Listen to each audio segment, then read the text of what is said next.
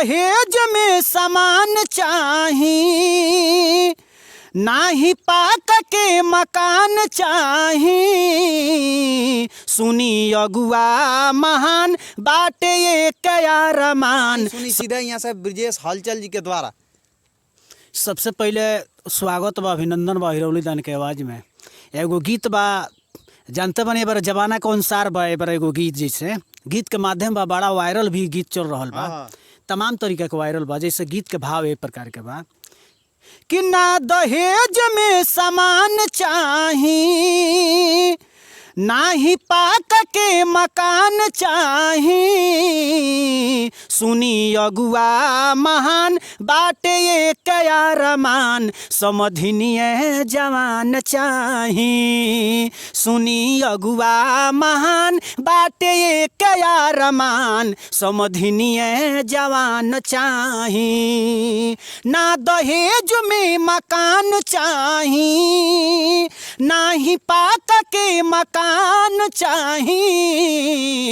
सुनी अगुआ महान बाटे एक अरमान, समधिनिए जवान चाही। हो सुनी अगुआ महान बाटे एक अरमान, समधिनिए जवान चाही। और अंतरा बा कैसे कि ना चाही कूलर, ना चाही जे टीवी, पढ़ल लिखल चाही जे बबुआ के बीबी।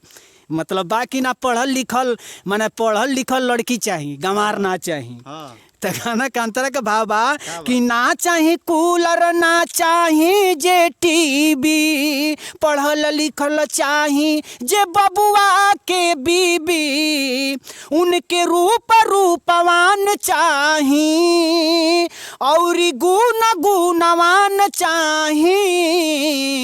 सुनी अगुआ महान बाटे है अरमान, समधिनिए जवान चाही। हो सुनी अगुआ महान बाटे है अरमान, समधिनिए जवान चाही। और का चाही लास्ट अंतरा बा, भल दुगो रुपया ना चाही दहेज में, बबुआ हमार रखिए अपना करेज में।